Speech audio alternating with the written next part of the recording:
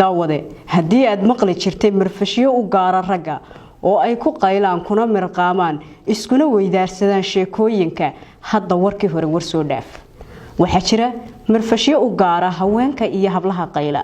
oo magaalada Hargeysa ka jira kuwaasi oo ay ku kulmaan kuna cunaan qaadkooda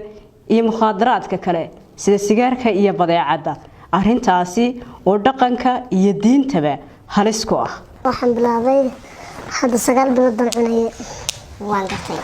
محاس باتم سئين باتا إنان بانا هاي محاكو كل فين الطاشة وحنا كل في رقبة نواله تو واحدة قالاني كي كم بحق رقبا كينا يا يواني كان معلودين كول عبدي هذا المصطفى صاحر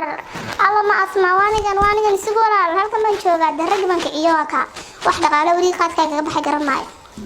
waxaan kala talinayaa inay qaadkooda iska cunaan oo jooji wasi wataanba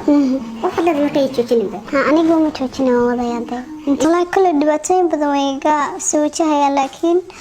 waxaan kaga soo baxay adu wax macquul ah maskaxdooda gali kara anigu dantayda aan ku wadan karo iyo balowdayda xaflad baan tagay miyaad ka soo tiri kaliya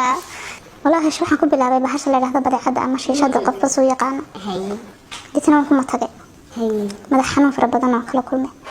لكن قاعد كبير وحدة بعتها كلمة كلمة إيدي مديسي صوت سوطة إيدي اللي أنت ما برقات شيء كيف جيدا حتى خلك يا دو السيجار كي يحتاج عن كفاية السيجار مقدر صوتك السيجار كمركة لو عيان بدي عدل وقبل شيء سجى مركة مرتها مرقامان ضدك ما بحث وستبى ضيقة جديد من حيث دوان عدو والله يفضي عدو شو صانو اللي ينبغي وقت قدع أنك كعميشة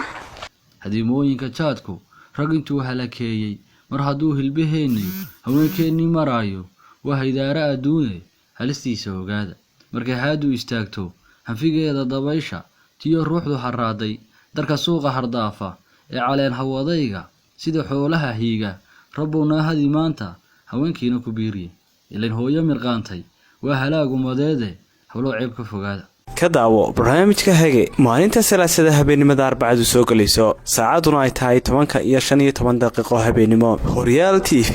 hagaha bulshada